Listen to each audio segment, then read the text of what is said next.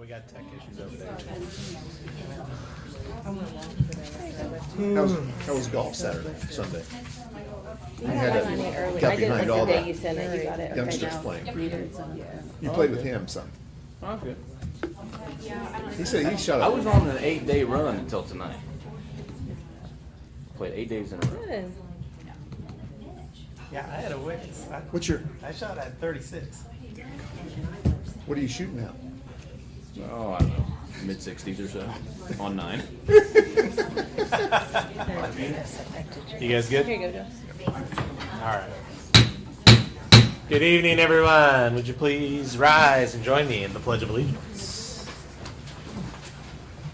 I pledge allegiance to the flag of the United States of America and to the republic for which it stands, one nation, under God, indivisible, with liberty and justice for all. Good evening, everybody here at Central Office and everybody at home watching online. One of my goals as board president is to help us continue to be focused on education here in our school district. And with the help of the central office team and our building administration, they compiled some data for me. So for the remainder of my term as your president, I'm going to try to start the meeting reminding us a little why we're here and what we're doing. So as we continue to go on with the meeting tonight, I remind you that last year we had 2,339 students enrolled in Savannah R3 School District. We employed 199 teachers and 103 certified staff members. So as we continue on tonight, let's keep those people in mind to do the best we can for them. At this time, we'll move on to the communication portion of our agenda. Please remember that all communications from visitors are limited to agenda items that can be no more than 3 minutes in length and must not pertain to any specific personnel or students. As mentioned in Board Policy BDDH-1, unless unusual circumstances dictate otherwise, the board will not make a decision on any issue presented by an individual or group during that particular meeting. The board reserves the right to limit or deny public participation within the provisions of the board policies. With that being said, we recognize and welcome Miss Lori Burns to speak this evening. I'll give you the 1 minute when you got that left. So that does not mean shut up. Exactly. I got this for that.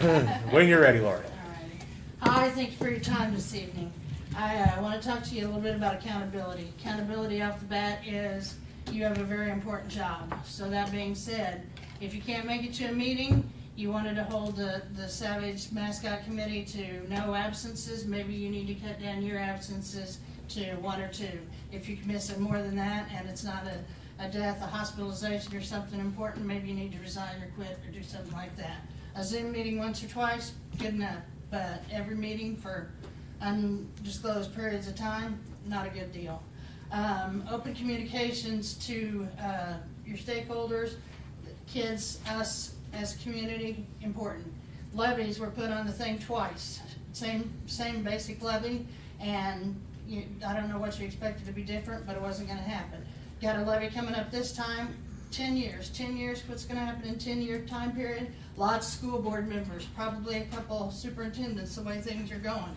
Not a good sign because that money is going to be going through different changes, and from what we've seen, not a lot of accountability is going to happen unless I see a change in you people, and that's what we're going to need to see as a community. With that being said, you're going to spend $92,000 on 2 vehicles tonight. You're going to look at that. I just want to say, with that being said, if you'd have called Walton Motors and talked to Brian, who's been in business for 44 years, he could find, you want Suburbans, he could find Expeditions match close to that, but not tonight, but before school starts. Probably not, maybe by August, but you won't be needing them until September because not too much happens in August. Maybe I'm wrong.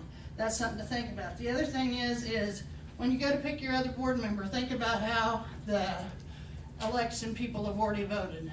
You have 5 candidates. Some have already been turned down by the electoral process. But remember, students matter. The county matters. Keeping money within where your levy money is going to come from matters to us and should matter to you if you want our support. Thank you for your time. Thank you, Lori. Ms. Winslow, do we have any other notes in the basket people wanting to speak tonight? Thank you. With that being said, the next item on the agenda was board recognition. Regretfully, Anthony is not feeling well, so we'll try to postpone that and recognize him at a later date. With that being said, we'll continue on with the agenda approval. It is recommended that the board approve the agenda. Is there a motion or at this time? Motion to approve the agenda. Thank you, Rebecca. Second. Oh, You can have it. Linda wins for the second. Is there any discussion? Seeing none, we'll proceed to vote. All those in favor, please say aye. Aye. All those opposed, same sign. Any abstentions? The motion carries unanimously. We're moving on to the consent agenda. Are there any items that we would like to add to the consent agenda? I'd love to move the lockbox report D. Okay. Does anybody have any questions about tuition rates? Because I'd like to move that as well as the sped providers. I have a question, but it can be asked that during our consent agenda. Bus routes H. All right, hold on. You're Okay. moving fast for me. Sorry. So we're gonna do That's a D, F, G. D, F, and G. Thank you. And then the finalized bus route. So this is not next year's routes. This is last year. So we want to move H and I. Mm-hmm.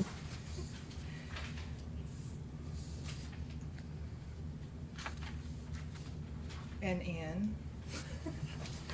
Is anybody opposed to moving the scholarship report E? I'm sorry, I'll back up. I don't see any objection. That's all I had. All right. I So- think K could be moved also. We've talked about it plenty enough the last time. True that. Which one? K.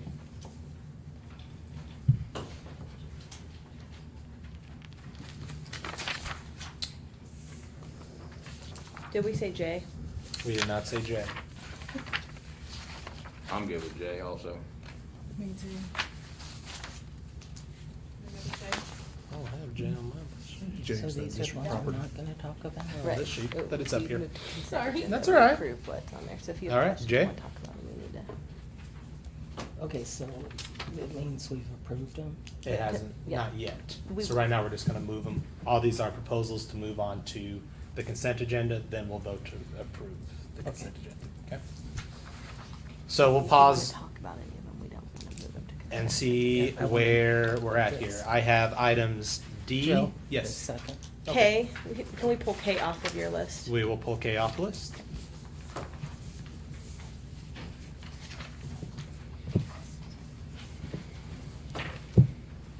Okay.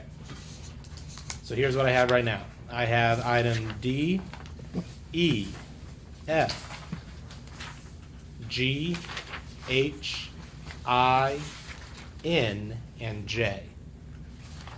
Are there any objections to moving those items to the consent agenda? Joe, will you read off what those I'd be agenda items are? happy to. So that would be item D, approval of the lockbox.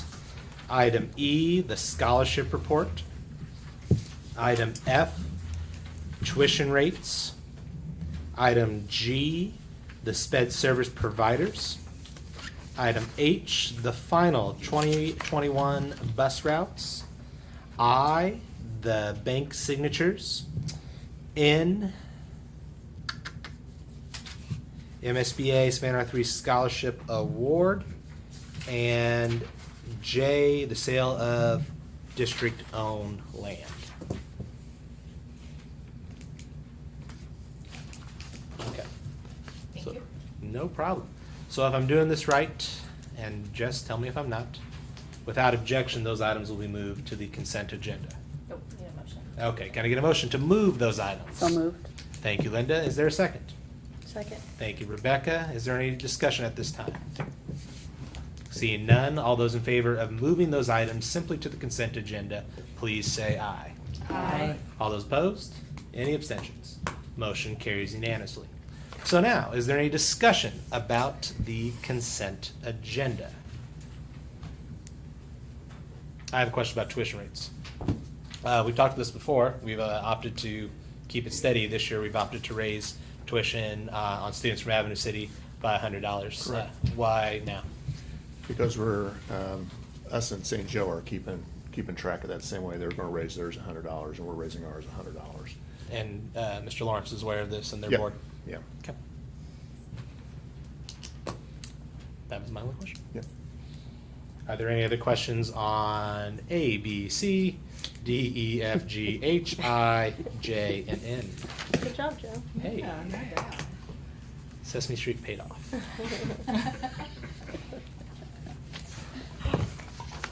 Seeing no further discussion, is there a motion to approve the consent agenda? So moved. Thank you, Stancy. Is there a second? Second. Thank you, Rebecca. Any further discussion? Seeing none, all those in favor, please say aye. Aye. All those opposed, same sign. Any abstention? The motion carries unanimously. Let us move on now to item number 6, the General Journal. Dr. Curry. Yes, and if you look, down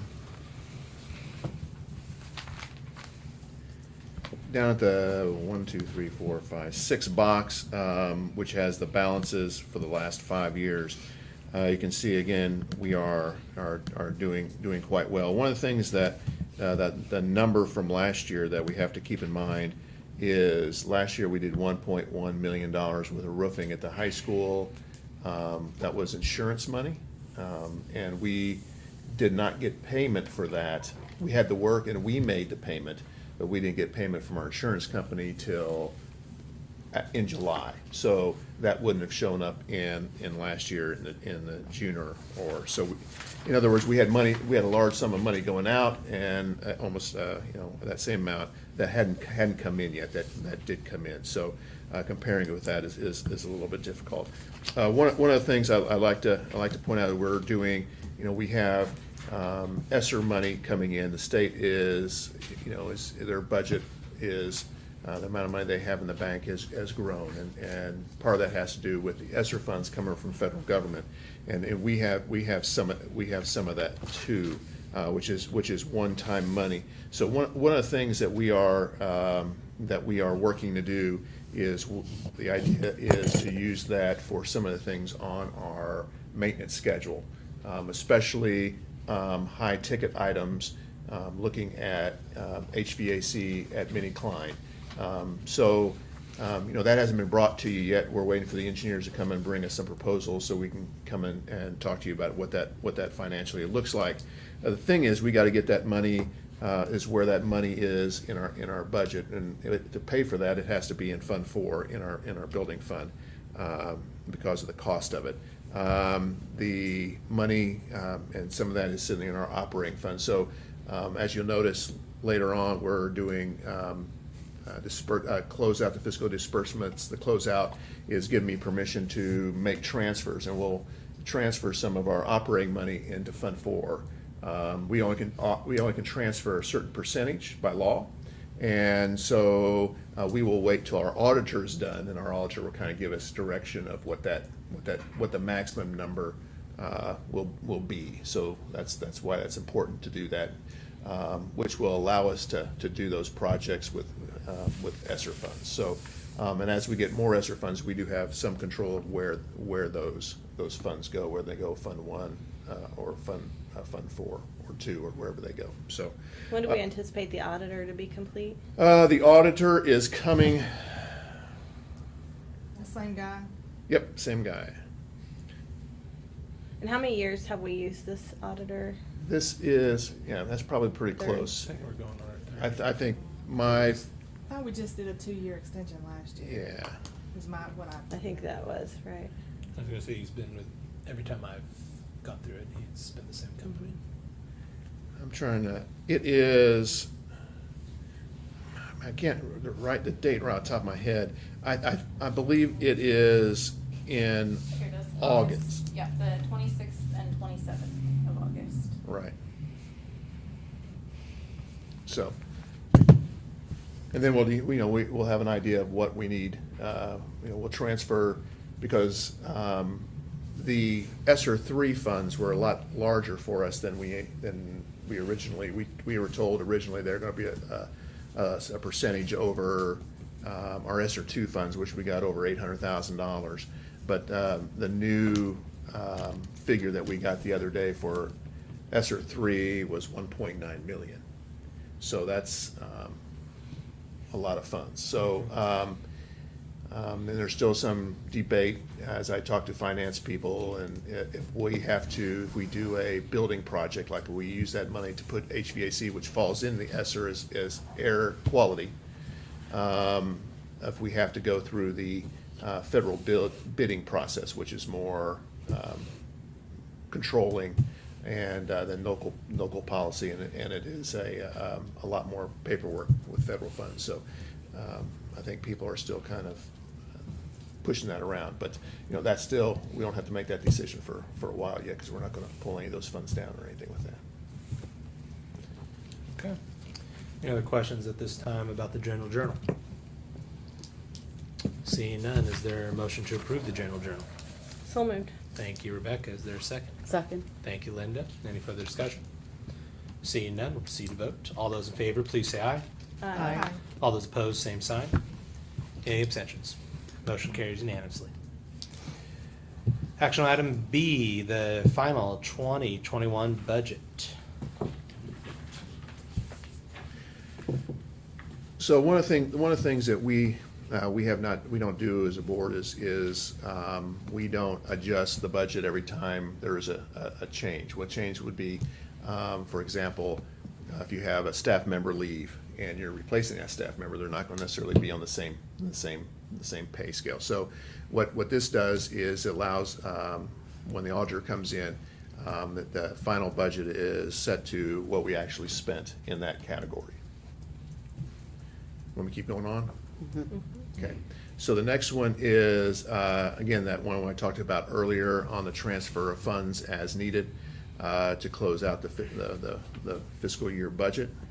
And then the following one is for disbursement of checks from June 8th through the end of the fiscal year. Any discussions at this time or questions regarding the final 2021 budget? Very good. Seeing none, is there a motion to approve the final 2021 budget? Actually, I need 3 separate motions on this one. Here we go. Is there a motion to approve moving of funds from Fund 1 to Fund 2 to cover the expenses after the final payroll is complete and adjust the 2021 budget to reflect the actual expenses at the end of the fiscal year? So moved. Thank you, Stancy. Is there a second? Second. Thank you, Linda. Is there any further discussion? Seeing none, let's proceed to vote. All those in favor, please say aye. Aye. All those opposed, same sign. Any abstentions? Motion carries. Is there a motion that to allow the superintendent to transfer funds as needed to close out the 2021 budget year? So moved. Thank you, Stancy. Is there a second? Second. Thank you, Rebecca. Is there any further discussion? Seeing none, we'll proceed to vote. All those in favor, please say aye. Aye. All those opposed, same sign. Any abstention? Motion carries unanimously. It is further recommended that the board allow the superintendent to approve the disbursement of checks and bills between June 8th, 2021, the board meeting at the end of the fiscal year, that when making an immediate payment would benefit the district. Is there a motion to, anyone would like to make that motion? So moved.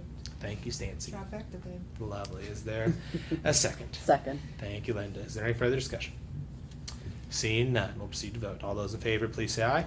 Aye. All those opposed, same sign. Any abstentions? Motion carries unanimously. Item C, the proposed 21-22 budget. Dr. Curry. Yes, just an idea of what was used to prepare the budget. The state acquisition target is supposed to be this year $6,375 per ADA student. If you look on the list, Prop C, which is tax money, sales tax money, revenue, the estimate that I used was $1,025. DESI thinks that might make $1,047. But when you talk about Prop C and classroom trust, which is gaming money, those are not set in stone money. So how I've always budgeted myself is that on the revenue side, I'm very conservative. And on the expense side, I'm more aggressive because I would definitely rather we come in better than anticipated than come in worse than anticipated. So I compared the budget with $1,025 per ADA. And a classroom trust, and again, that's gaming money. Desi thinks it might get to $422. It didn't make what they were trying to do this year. I have in $360. I did increase our assessed valuation by 1%. One time our assessed valuation was going up 3%, but 1% is probably more where we have been coming at. And I did say there is going to be an influx of ESSER 2 and ESSER 3 monies, but they are directed towards COVID-related expenses, and we have to provide a budget through DESI for those funds, and they have to fit within those expectations. On the expense side, and I'm going to go through in the salaries here also. What I did during COVID, I didn't that last year I did not change the budget figures for supplies or any of that. So they were the same, but we did restrict. I shouldn't say restrict. We did really watch our spending of those funds because we didn't know what finances was going to happen during COVID. So usually during the budgeting process, I'll go and look what was spent in those budget codes, some of the supply codes, and look at adjusting our figures. That wouldn't be necessarily right to do this year. So I kept those figures the same in those categories. One of the things when we're starting to talk about raises are increases of salary is not a one-time thing. You build on that every year. So once you go into raising a salary, that's going to be paid at least that for year after year. So moving forward, reminding you what we did last year. Certified staff and classified staff we gave raises to last year, and we froze administrative salaries last year. This year the recommendation is that we add $1,700 to the base salary, certified base salary, and then add on top of that $600 to the master step. So if a teacher has a master's, that would mean from this increase they're going to come out with $2,300 more, and then plus the step because they'll get the step and movement. So if they increase their degree, they'll move over, and everybody moves down. One of the things that has allowed us to do some of this too, and feel comfortable with these numbers, is that our health insurance is stayed down this year. So we're also going to do the same thing with 100% board pay, except for $10 a month employee contribution. One of the things we're trying to do in all our pay is we're trying to be competitive with our neighboring schools, and this will help that direction. And if the levy, the 20 cents levy for teachers passes in August, that will make us in our left-hand side of the schedule, when that will make that very, very competitive. Where our schedule hurts, and that's one of the reasons why the $600 on the master step is when we're fairly competitive on the entry pay. It's when you start moving across the salary schedule that we're not as competitive as some neighbors. So that we need to increase that, plus incentivize our teachers working on getting a master's and improving their education. We're one of the our percentage of teachers with advanced degrees is well below the state average. So that again, to help that out. The other one is classified staff increase theirs 6%, and that would be in line basically with what's really happened to certified and everybody else, the 6%. And then also increasing the food service workers 11%. One of the things that we have been fighting with that is our food service salaries were to the point where every time minimum wage got hiked up, went up, we would have to raise our payment of those employees. So the added, the added 5% there will put them on par with the rest of our classified staff, and then we won't have to do that as minimum wage goes out, and that'll put them right where they need to be to make that work. Recommendation is to raise administrative 6%. So some of that is to make up for what they didn't get last year. Our rest of our staff are getting that. And again, administrators, we have to stay competitive with our neighboring districts. That where our administration will go if they leave us with what they have here. Health insurance rate, again, for everybody, $10. Other than that, fully board paid, unless you don't do our wellness program, that's $75. So moving on down to substitute rates, increasing our substitute rate from $97 per day to $100 per day, long-term from $133 to $138, paraprofessionals from $75 to $78, and then custodian food service raising that substitute rate. In the budget was included, if the board passes tonight, the administration fee for a subservice is included in the budget tonight. The 3% increase is also added to Durham's Durham's budget, because that's what our contractual increase with that is. So with all these, we've been working the past few years on a budget of staying about 15%. The board 120, and this puts our budget at 20.23 for our unrestricted reserve. Do our custodians fall under classified staff, or where are they at?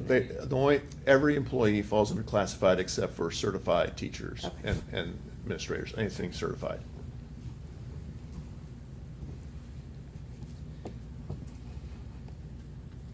Is there any further questions at this time? I would just like to say thank you for taking care of our teachers. I think this is, as far as I can see, this is the largest raise we've put on the base ever. It's always been a priority of this board to look at teacher salary, and we've never been able to do something this aggressive, and I think that's just very good. My only question is it seems like the gap is getting bigger and bigger. We're looking at a 6% raise for the administration. That's somewhere between $5,000 and $9,000. We've given our teachers $1,700. And yes, administrators should get paid more, but that gap keeps getting bigger and bigger and bigger. And that raise on the teachers is comparable to that same percentage rate. If over the vast majority of the schedules is figure on 6%. On the base. But if you are down the line, there are some people that are only getting a 2% raise. If you If look you at go their, years in education, you're It might- talking some of those they people might only be- get they- 2% raise. They might be at the very end. What you would have to do to change some of that is you need to index the salary schedule. So the salary schedule is set up in not a dollar amount up and down, left and right, that it's a percentage up and down, left and right. Are we waiting for a proposal or a Right now? motion? Yeah. So, Jess, we need 3 separate ones? Actually, 4. So the first Okay. one I need is a motion to approve the 2021 budget as presented. Okay. So moved. Thank you, Rebecca. Is there a second? Second. Thank you, Linda. Is there any further discussion on the proposed 21-22 budget? Again, I think that 6% is too much at this time, because like I said, we're looking at 5,000 to 9,000. And to someone who's only getting 1,700, I think it's too big of a jump that we're giving 6,000 at this level. And we're gonna have to vote on administrative salaries separate. Okay. Any further discussion? Seeing none, we'll proceed to vote. All in favor of the proposed 21-22 budget, please say aye. Aye. All opposed? Any abstentions? Motion carries. Proceed on to classified, I believe, salaries. Motion to approve. Second. There's been a motion, it's been seconded. Is there any further discussion to approve the motion as recommended by the administration? Seeing none, we'll proceed to vote. All those in favor, please say aye. Aye. All those opposed, same sign. Any abstentions? And we'll move on now to the certified recommendation from the administration to increase the a $1,700 base on the salary schedule and a $600 on the master step. So moved. Thank you, Rebecca. Second. And it's been seconded by Ms. Wenzel. Any further discussion? Seeing none, we'll proceed to vote. All those in favor, please say aye. Aye. All those opposed, same sign. Any abstention? Motion carries unanimously. Now move on to the administration. Is there a motion at this time? So moved. Thank you, Stancy. Is there a second? Second. It has been moved and seconded to approve a 6% increase for the administration and the status quo on their health insurance as with our other employees. Is there any further discussion at this time? Seeing none, we will proceed to vote. All those in favor of approving the motion as presented, please say aye. Aye. All those opposed? Aye. Any abstentions? By a vote of 4-1, and I'm abstaining, the motion carries. Very good. All right. Now we're going to skip down a little bit here to item K. Is everybody agreeing on that? Approve the budget. Brian? Yep. Okay. So we are recommending, of the three RFPs from, one was from PenMac, one was EduStaff, and one was from Kelly. We are recommending a 3-year agreement with PenMac Education Staffing to provide our services for substitutes. After a lot of discussion, we based that on the fill rates, and this says here in Missouri because the EduStaff and Kelly are companies that are outside of Missouri. They're from Michigan. When provided with fill rates, we were provided with, basically they cherry picked around the nation to give us high numbers. When digging into anybody that used them a little more locally, the numbers were about 75% for fill rates, and PenMax was at 94%. And if we're gonna go with a company to get our substitutes, it doesn't make a lot of sense if you can't fill them, So we're talking difference between 75 and 94%. You're talking like 20 classrooms, in a day that aren't gonna be filled. So, just the reliability and the dependability of PenMac, and they were here too at the last work session. They were very hands-on, people-driven. The other two companies also had training, also had some of the things that PenMac did, but they were all online. They weren't as diligent in their, I kind of mentioned last time that PenMac actually has people coming in and evaluating the substitutes as opposed to EduStaff uses surveys, and Kelly also does. Actually, Kelly doesn't do any, but they do online training as well. So, PenMac is from Missouri. They know what we're about. They know Missouri learning standards. They know what to train these substitutes on. And so, and I guess when you look at Kelly too, they're well above where the other two were at. So really, it was a two company race, and that's kind of what put PenMac above for us in terms of recommendation. If we sign a contract with them, what's our out? Like 30-day notice? Do we have to give a year's notice? Like what, if we decide we're not satisfied and it's not providing what we need, do we know what our out is? It would be if they didn't follow through Right. with their contractual We would have to obligations. prove that they didn't provide what was in the contract. So there's no out? But we can't get out. Once we sign a 3-year contract, there's no way we can get out. No, Okay. unless we prove that they Yeah. have not. Is that something we But could this- add to the this- contract though, and out if we're not satisfied, or, you know, a 60-day notice or something like that? I would not doubt if that's a big possibility the board wanted to make that stipulation.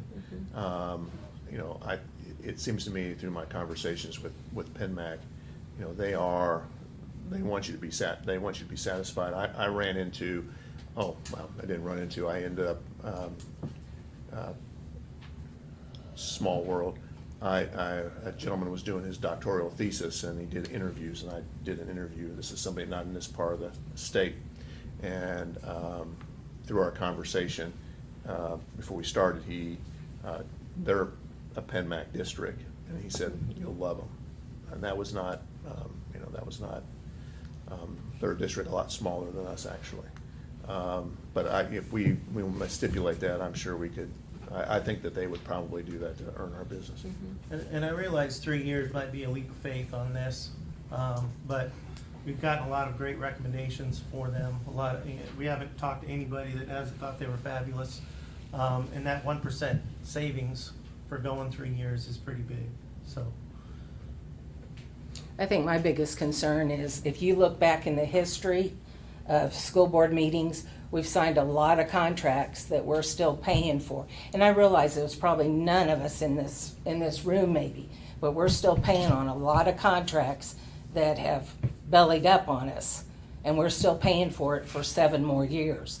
I just hate to see us tie ourselves into something that's 3 years that's new to us. The company, I think, when you compare, it did stand out above the others, and they did bring a good show, I thought.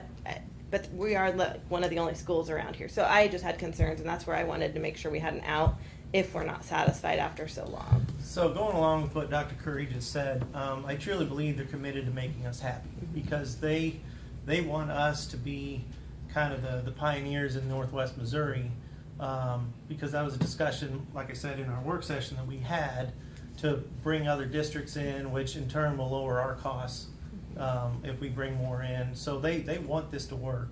So I don't see any reason why they wouldn't bend over backwards to help us.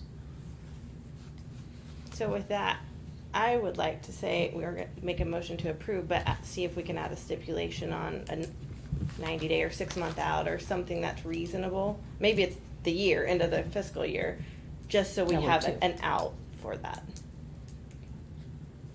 What do you want it to say? You want to let the administration negotiate that? Yeah, I'm totally, Okay. I want an out, not 3 years. And within the year, 3 months, 6 months, 9 months. I don't know, school contracts, for me, it's 60 days, 30 to 60 days we do an Well, out, that- so. That's, to be honest, I mean, 60 days isn't gonna give us enough time to really know whether or not. What I But mean by you're talking 60. 60 days to get out. Yeah, I'm saying we could be in it a year and a half and not getting what we need, so we give them a 60-day notice. That Oh, 60 I- days, I we're see gonna what you be mean. I out. thought you meant give them 60 days. No. Okay, okay. What I have seen in some contracts is if we have to let them know 60 days before the end of the year, if we are going to continue their services if we're not going to continue their services the next year. And I would feel comfortable with Yeah, that. I just want to make sure there's I an think- out. Yeah, I and just not- don't want 3 years. I think we're just asking for If we- trouble for 3 years. And then next year, if it works out, we can go 3 more years from that point. So let's go back to the original motion. So Rebecca would like to approve paramedic education staffing providing management service for certified teachers and paraprofessional substitutes with the stipulation that the administration negotiates Out if we're unsatisfied with the agreement. negotiates an out of the contract, so for the option to terminate the contract. Does that make sense? For- Just good? For 3 years? I mean, if there's We're an gonna out, Three years for with 3 an years. we get with- the better pricing for 3 3 years with an years. Is your with an motion's out. 3 years with an out? Mhm. Okay. Yep. Second. It has been moved and seconded. Is everybody clear where we're at? Any further discussion or questions at this time? Administration, any other comments before we vote? Very good. Seeing none, we'll proceed to vote. All those in favor of Rebecca's motion, please say aye. Aye. All those opposed? Aye. Any abstentions? By a vote of, I'm voting yes, 5 to 1 to 0, the motion carries. All right, moving along, we are now ready for letters of application for the board vacancy. Before we go into this, I want to thank all 5 individuals for submitting a letter. Thank you for those of them here in the room tonight to be a part, to watch the process unfold. With that being said, I think everybody's had time to review the letters of application. Is there a motion? I'd like to make a motion that we fill the board vacancy with Jamin Seibert. Thank you. Is there a second? Second. Stancy has made the motion for Mr. James Seibert. It has been seconded by Linda Kosminski. Is there any discussion at this time? I mean, we had 5 great candidates, Yeah. and I was thrilled that we had that much interest in the position, so. So And it'd be hopefully that's a different sign of, discussion If Jamin hadn't put his name in the hat, since he has board experience and he's already certified in board merit. Our board policy. and it will go in front of voters in April, correct? Yeah, so this position is just to conclude the vacant spot. So in April, my seat and Linda's seat will be up for re-election, and then we will have a 3rd spot up, whoever we fill in, and that election will just be for a year to finish the term. Any further discussion at this time? Seeing none. All those in favor of Mr. Jamin Seibert, please say aye. Aye. All those opposed? Aye. Any abstentions? I'll abstain from that. Okay, so by a vote of 4 to 1 to 1. No, it's 3, it's 3, isn't it? Well, I'm voting yes. Oh, okay. Yeah, My I can't, bad, yeah. sorry. By a vote of 4 to 1 to 1, the motion carries. Don't do math. That's why you do English. I know. All right, we'll continue on now to letter M on the agenda, the district vehicle. Okay, so I've asked Chad to be here tonight because he's the one that deals with those vehicles and how those vehicles are used. So Chad, if you come up and you know, kind of, Take the hot seat. kind of talk about what the past has been and the process, and what we use them for, and So when I first got here, this is 5 years ago now, one of the first things that I noticed was the amount of van usage that we have at the high school. Being a former coach, you use those for track. And just out of curiosity, I had Cindy Hanna, who's kind of our high school accountant, put numbers on that, just because it seemed like an exorbitant amount of money that we're spending on that. And it came out to be, I think I had a run the first 3 years I was there. 1 year is around $9,000, another year is 11, and then one of the highest years we ended up running $12,000. And that's just on the vans, just for the high school activities, sports and such. Any given week, especially in your heavy part of the year, so you're talking September, October, and then again come March, April, May, I've got 2 to 3 vehicles that are out at any given time. A lot of that is me jockeying that around. Not that I hold myself in any high regard, but my time would be better spent doing my job, not playing who needs what time. I have a special calendar on my Google Sheets that I keep all that stuff, and luckily I've been able to juggle all of that. There's been plenty of times I've had to go on a Saturday morning to go get a van for, you know, a trip and then drop it off for them because they got home late, just to make sure we're not getting dinged for another $120 for keeping it out another night. That just happened pretty recently with track and another activity. All the local businesses have dried up. COVID hit those pretty hard. We used to be able to get them from Klein Motors. Car City on the south end had a rental program for a short period of time. None of the local businesses, Walton's or Randy Reed, currently offer any. I've invited both of those local businesses to look into providing that service. Randy Reed did, or Victory Chevrolet did, And then due to some auditing, I think they realized they probably shouldn't have been doing what they were doing. And so we promptly got those vans pulled from us about 2 months ago, which left us really scrambling. So then I've been going to Tri-State up in Maryville, spending money in Maryville. Hurts my feelings deeply. So that brings us back to a need that I brought to Dr. Curry several years ago, that we needed a district provided van just for the amount of times that we use it. Just with the calculations roughly that I've done, we could have one of those fleet vehicles paid off in about 3 years' time, just with the amount of money we spend just at the high school. And that is not factoring in the dead times we don't use it, to where we could use it as a district with the middle school and the 4 elementary schools. So I think there's opportunities there too to get our costs back from that. That's it in a nutshell. So if you guys have any questions, I'll open up to you. Yeah, one thing I'd like to put in there too, and what, we're limited to the amount of seats that can be in it by law. By law, 10 and under, and actually 10, once you hit that 10 mark, you're supposed to actually have your certified staff, or whoever's driving the vehicle is supposed to get some training done. And I will add, all the St. Joe's schools, not that we're keeping up with the Joneses, but we are, all have vans, 10-passenger vans. They were purchased about 2 years ago.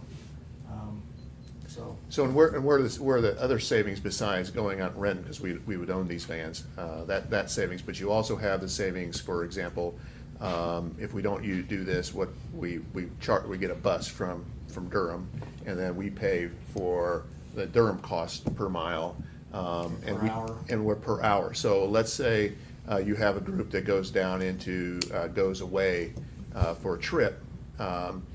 That we're paying that driver from the time that they leave Durham's lot till the time they get back. So they'll get paid an hourly rate for the whole time they're gone. And we don't pay, because our coaches are already on duty, so they don't get paid for that. So, but it gives our coaches the opportunity to have a lot more freedom in scheduling than they normally would have. So that's the other part of that savings. And we're so short-handed now, we've gotten to the point where a lot of our coaches are taking their own vehicles, because it's not uncommon to have 3 different trips going on any single given day. Mm-hmm. And so back when I was able to get my hands on the one from Victory, and then I could normally get something to hold of at Tri-State, that would give us 2. And if we had a 3rd trip going, Ag, FFA, they use it constantly too. A lot of times we would have to kind of twist their arm that we didn't have enough to provide, and kind of first come, first serve. So then they would have to take their own vehicles, and then at that point, then they are getting paid mileage.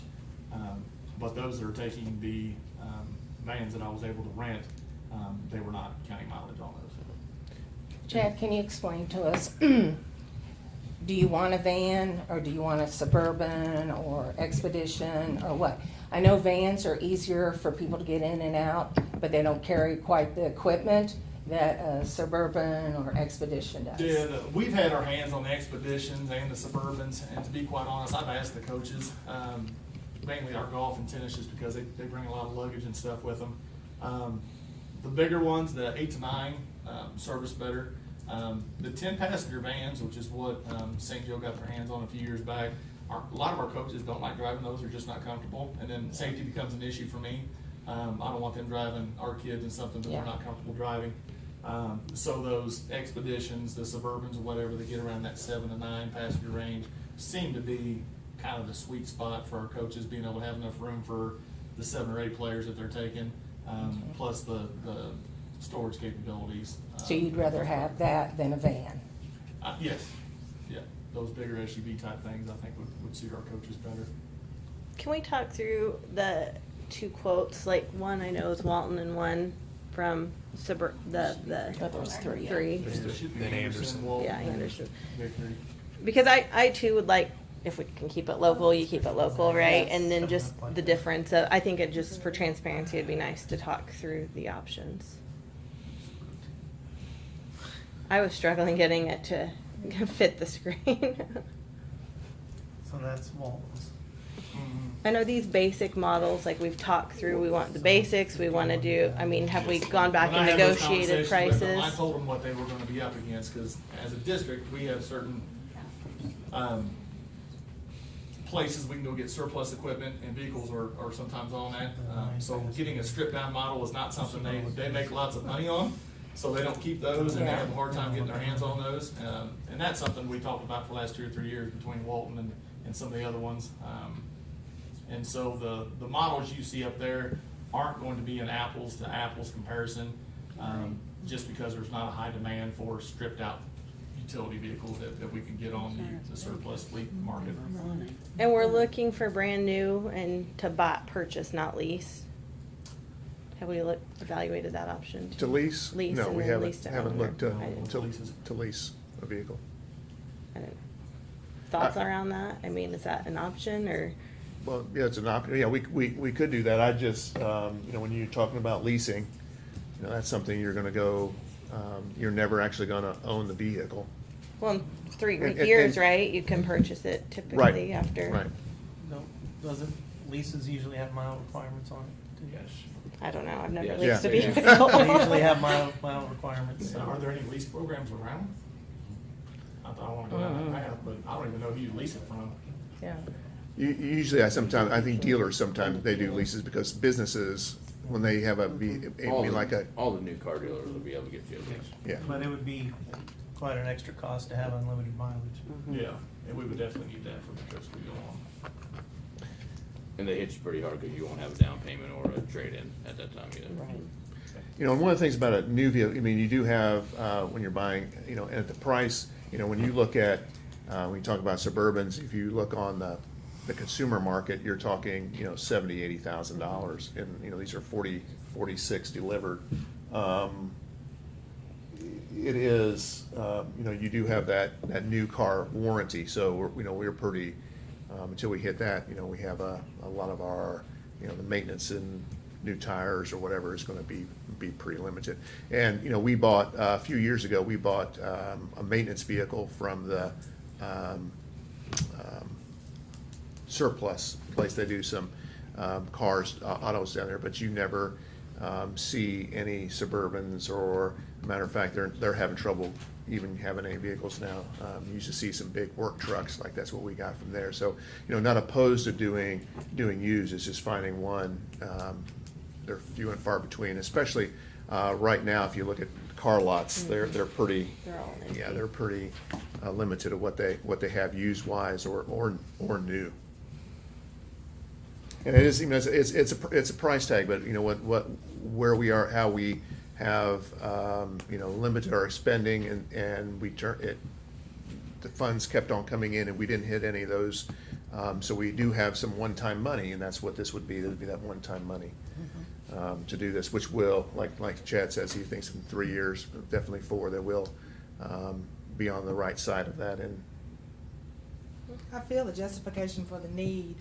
Yeah. I would like to talk through Walton versus the Oklahoma dealership, because I really, our board has always purchased locally when we can, but it's a $12,000 difference. Is And there it's got any? 24,000 miles on it too. Mm. And Oh, there's it's got and there's only one. Yeah. Oh, it's a 2019. okay. I make a motion that we go with the one vehicle for this year with Walton Ford and Savannah. There's a motion on the floor to go with Walton Ford's quote for one vehicle for the year. Is there a second at this time? Seeing none, the motion fails. Is there another motion on the floor? I make a motion and we take the Suburban Chevy quote. Is there a second to the motion? I'll Did we second. do what? To accept the Suburban Chevy quote as recommended by the administration. It has been moved by Fan and seconded by Stancy. Is there any discussion at this time? I can't go back to my people and tell them that we're spending $92,000 out of state. We're asking for people to give us more money on a levy, and we're sending $92,000. And don't get me wrong, Chad, I know as well as you know, we need vans, we need them, but I just can't see us leaving our community. Is there potential to work with the companies anymore to try to renegotiate price, or? We're getting a stripped down version of what that cost is. There's not a whole lot of price point differential from what they quoted. I don't think you're gonna find that. And that's, again, I haven't talked to all of them. Obviously, we've got more in St. Joe, but the ones in Savannah, when I first got the job, I was quick to circle up with Brian, and then at the point in time, it was that there's a different gentleman instead of Todd over at Victory, and there was zero interest in messing with any of this. I just don't think it's worth their time, effort, and the cost margins aren't enough for these stripped down models to make it worth their time to negotiate. So much so that 2 or 3 weeks ago, I started working on this, and I just now got responses back. Once I told them, hey, we're up against the deadline, I got a board meeting they want me to present at. Just cause, and had I told them, hey, I need a souped up 2020 Suburban, I had 4 or 5 beat me out of the parking lot to give me offers. There's no interest in it. I know you hate to shop in Maryville, but did you check in that Lincoln dealership in Maryville? I did not. No.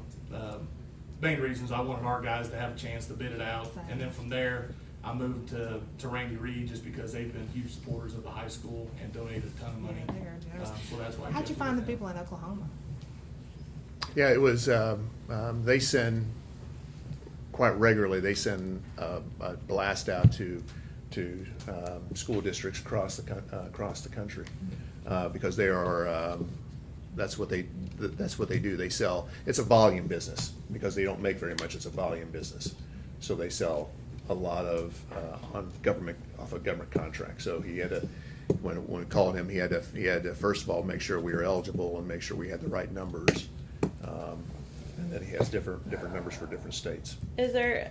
What if we bring it back in July and spend a little bit more time on trying to get better rates or working with local dealerships? Is that a potential? Does that hurt our funds?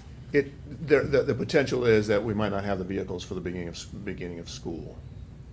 But if you want to do that, I'm just fine. And I think we owe it to our community to do that, in my opinion. I support getting a vehicle. Yeah, there's no doubt we support that. But I will speak up for Ford, is that's over a $72,000 vehicle, and most of you probably don't know, Ford is actually taking a loss, so we can have a nice vehicle. He's actually taking a loss on that vehicle, and we can have that vehicle tomorrow. So the motion on the floor right now is to accept the bid, or the recommendation for the 2 new vehicles from Suburban Chevrolet of Tulsa, Oklahoma. Without objection, I believe we still need to vote on this. Can I ask Chad one more question? Please. Chad, would you be opposed to used vehicles? Nope, not at all. Never owned a new one, personally, so. Okay. Because also, Ford is willing to go and find whatever Chad thinks is best for our school. He's willing to go and find those for us at a cost about $50,000. He never told me, he just said he'd give me a bid, and that's a pretty short conversation I had with him. Sounded like he had a better one than I did. Okay, because that was my confusion as well, because I'm hearing a lot of conversation about what Ford will do, but our bid is from our administration is for 1 used vehicle on the lot. And I know cars are hard to find, but Say that his again, bid Joe. that's been submitted was for 1 used car on his lot. That's all he could get his hands on now. Now, okay, and that's what I'm now. That's what Dr. Curry, I think, was alluding Okay. to earlier, like, if you drive by car Yeah. lots, Yeah. it's like everything else, like, they can't keep them in a lot, they can't Yeah. find them, so. And that's going to be for the rest of the year. Yeah, a little bit of a nationwide. gamble if we kick it down the road, but Yeah. if everybody's more comfortable with that, we can do whatever you guys wanna do. Okay, so let's vote on Than's original motion. Let's do a roll call vote, please. Okay. Stancy? I'm gonna vote no, because I'd rather shop local. Okay. Joe? No. Rebecca? No. Linda? No. Dan? Yes. Deb? No. Motion fails. Would there be a motion to table this to next month to allow the administration to get more time to get expanded bids? So, I'm- sorry, Dan. You can have it. We'll give it to Deb, and Stancy will get the second. Give me 1 second. I'd like for us to take a look at maybe some used vehicles. Let's do both. Let's look at both. Yeah. Okay, so, sorry, just clarification, the motion is to table the discussion until the July board meeting. To allow for more bids and more research. Okay. Thank you for doing that, Chad. We'll keep at it, man. And yeah, don't think we don't want it. Oh, I'm not thinking that at all. Okay, because we want it, we need it. You know, no one knows more than I do that we need that. Many a times, there's been 3 of us on a school bus, so I know we need it. And one of the things with new vehicles are easier to bid out than used vehicles, because it's hard to get apples to apples on a used vehicle. Well, a used vehicle might go overnight and they may not be able to sit on it too. I Right. mean, we understand that. Because you have, used vehicles are, you have mileage involved and option packages. Yeah. Where, when you bid a new vehicle, you have, it's very, this is the options, and that's available options for everybody can bid the same thing. And this is also a possibility. Ford can get us what we want. If we tell him what we want, tell him what we want to pay, he said he'd do his darndest to get that for us. I think all dealers actually, if they do the Yeah. paperwork, can get the prices. It's just, but they have to go through, I think there's some hoops that they have to jump through. On used vehicles? No, I'm talking on the new, Yeah, Yeah, that's pretty broken down. standard nationwide anymore with Oh. their access. But Bare minimum. we need to get what the administration recommends to us, and then we can try it again. I personally would not want my kids riding in used vehicles if it's a school district thing, because you don't know where that vehicle came from. I mean, you got the basics, but I'd rather be in new. So, Chad, do you have any questions about what we're asking of you and Dr. Curry? Okay, so at this time, let's go ahead and vote to table the motion till next week, or table discussion till next month. All those in favor, please say aye. Aye. All those opposed? Any abstentions? Thank you. Thank you, Chad. Thank you, Dr. Curry. Research Committee. We've talked about this a little bit at the last board work session, to create an additional standing committee to research large issues as well as grant opportunities. A couple of you had come to me with some concerns about logistics as well as procedures for this research committee. We are more than happy to go ahead and make a motion tonight. If we need to take it back to a work session to set those parameters, I'm perfectly fine with that as well. What were the concerns? Linda, do you want to share what your concerns were? Was I the one that brought up? So the general conversation I had with Linda and a few other people were, okay, we set up this committee, and then they can allow to break into subcommittees. How do we assign those subcommittee roles? How do we monitor the research progress, etc.? Thank you, Joe. You're welcome, Linda. Do we want to talk about that more, or do we want to go ahead and establish the research committee and then break down their Beat it out ramifications at the later? Work session, yeah. Okay. So is there a motion to create this committee? Say that again. Is there- Linda, did you ask So- if we could work on it on a work session Yes, and then? yes. Yeah, I'm not opposed to that either, if we need more detail. We just know we need, the grants. Right. some help to look at. Okay, so we can either table it till next month, or we can go ahead and approve it and come back and create some parameters. I move that we table it till next month. Thank you, Linda. Is there a second? Second. Thank you, Stancy. Any further discussion? Seeing none, we shall vote. All those in favor, please say aye. Aye. All those opposed? Any abstentions? Motion carries. We'll put on our work session for June 21st. Very good. Discussion items. Ladies and gentlemen, Miss Ashley Anderson. I shared just recently It's in your email. the end of year data with you. And I know this sounds really corny, but I kept it until now because I was so impressed with it that I didn't want you to ruin the surprise.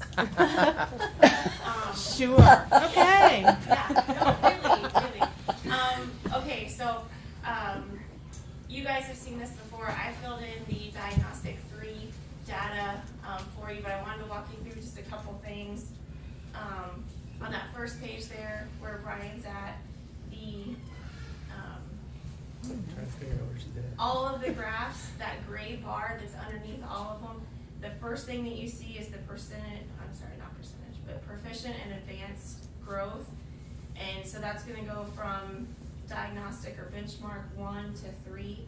And so I give you a little arrow there showing you if it goes up or down and the percentage that it's gone up or down. We had growth of over 70% in 2 areas, I believe. We increased 30%, over 30% in 12 areas. And we have growth in 33 of the 35 areas that we tested, which everyone said COVID had ruined education, and Savannah proved them wrong. So, I mean, looking at this, I was just blown away. I ran most of these numbers twice just to make sure I was right. And not that I didn't have faith, it was just, you hear all the time how there's this gap in the slide because of COVID, and it's like, we didn't pay any attention to it. But I think what this demonstrated is where we could have been if we weren't so persistent on keeping our kids in school that second part of the year, and when they all went back after Christmas break and we were able to, the teachers did amazing with them. It shows that being in person, they've all adapted. Yes, well. and on that same line of thinking as Rebecca was talking, like, our data from the first diagnostic to the second diagnostic in December was not great. Like, if you remember those numbers, we were thinking, oh man, like, we are part of this statistic, and then running it again, it's like, now, it's just nuts to me. So, I can't speak to just how proud we are of not only our kids, but our teachers for just, they never let off the gas, they just kept going. And our usage with this particular program, Exact Path, it not only gives our kids the diagnostic, but it is a gap filler. So it prescribes a path for them based on what they're missing in their education. It also provides the challenge that some of our learners need who need that extension activity. It gives them that as well. So I think the biggest question I see is Brian's scrolling there. I didn't tell you this. We did have 2 areas where we went down, and they're highlighted in yellow so that you can see those quickly. I will say English 1, if you look at where they started, their percentages for proficient and advanced, over 90% is where they started. That's really hard to have growth and keep them moving. Yeah. So that would be just, commentary on that. But I think the other one was 7th grade reading, and they went down 1%, which really nothing to write home about there, no concerns. But anyway, so we just blew it out of the water. Like, I know I'm amazed, but I can't communicate that enough.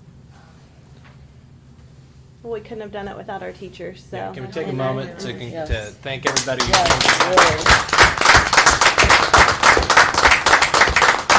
Our virtual kids took these same diagnostics, so like at our elementary where we continue to teach our virtual students, their data looks no different than our in-person kids at the elementary level, which is just outstanding. We definitely did that right. Those teachers did an amazing job of keeping everything going. So I was trying to think if there was anything else. Oh, I think the biggest question you might have is are these numbers going to correlate to what we see on state assessments? I hope so. That's going to be interesting to see. Exact Path is owned by Edmonton, which is the same mother company that produces some of the Common Core testing. It's also one that our MAP testing uses as well. So our questions that our kids are seeing on these assessments mimic what they see on state assessments. So there definitely should be some correlation. The only thing that is different would be these are adaptive tests. So like I was explaining, if our kids need a gap or have an identified gap, it will go back and have them answer questions so it can pinpoint where they are. It also does that for the enrichment side of the coin.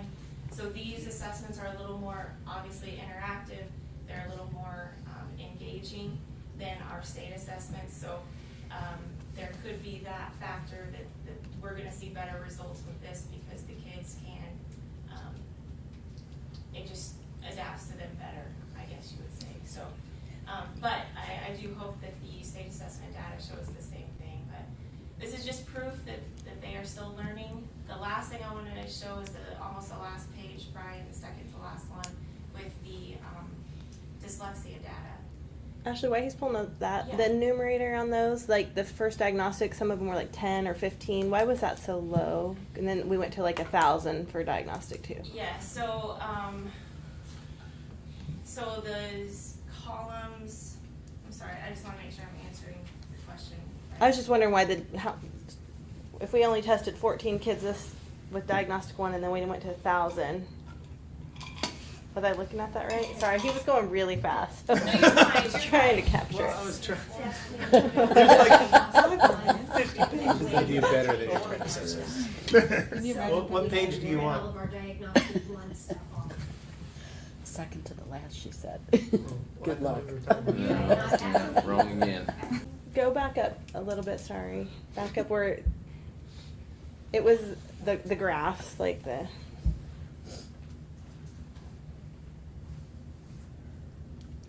Oh, Right there, those sorry. graphs. See, Okay, 14 I'm with students you now. tested and then Yes, 1,000 I'm so students. sorry. I was like, what? Okay, yeah, so diagnostic 1, what did we do?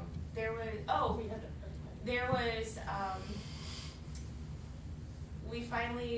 we were in line finally because of COVID to be automatically rostered with their system. Because of COVID, we kept getting pushed further and further behind. And so we didn't get automatically rostered until after the first benchmark was given. So this graph shows you accurate graphs for diagnostic 2 and 3. 1 is going to be anything that was archived for that. Our real true diagnostic 1 is on the graphs above. This would be one that we simply hit archive on a few from each building, trying to get it to mimic what it should be. So it should correlate to what you would see. It's just not accurate and exact. So excellent. But the results are Yes, still they that should. improvement Yes. over all students Correct, tested. correct. Okay. Just like to point out, this is what classroom teachers go through constantly. So if you want to pull your hair out, you can sympathize with many of our classroom teachers.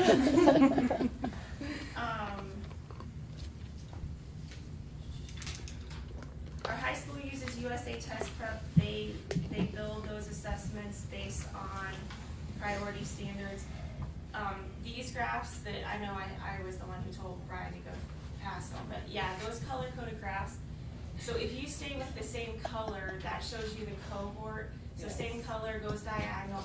You can see the cohorts. If the number is red, that means we lost ground. So we would have gone backwards, I guess. You want to see the trend line stay black.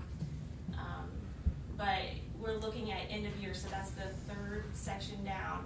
And we don't have red in end of year. Obviously, we're gonna have that row of X's there from COVID, but beginning of the year, middle of the year, we've got red numbers showing a wrong trend line, but end of the year, we're pretty good all the way across.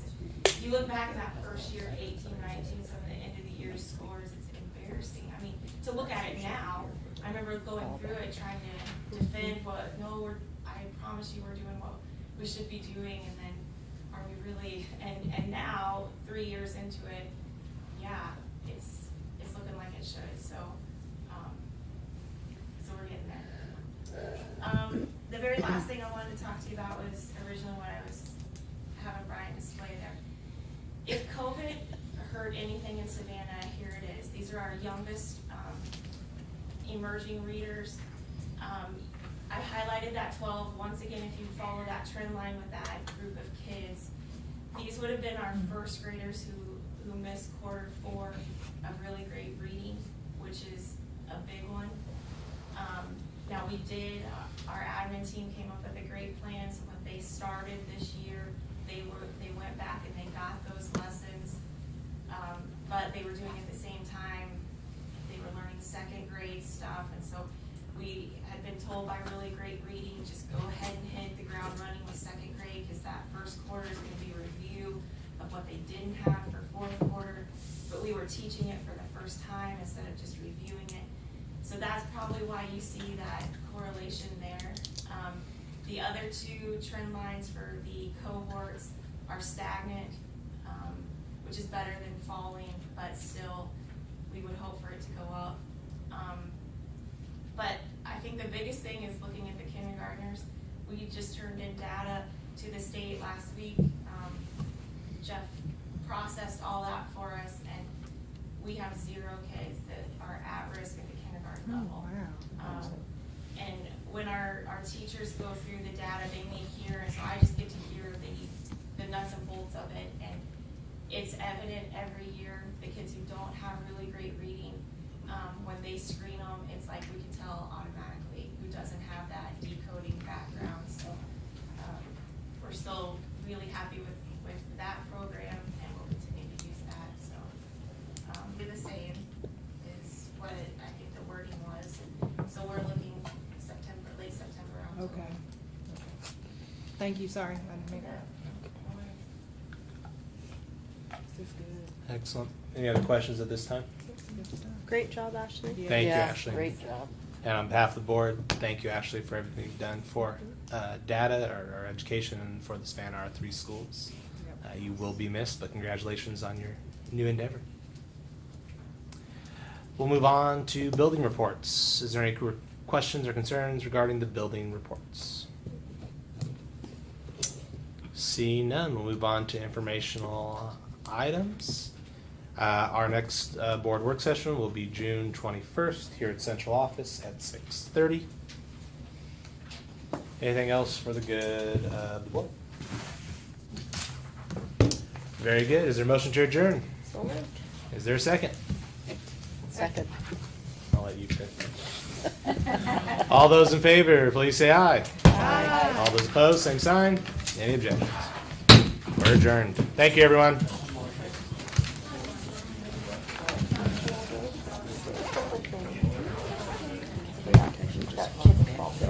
Kids double headers. Ooh. Tyler's, let Colton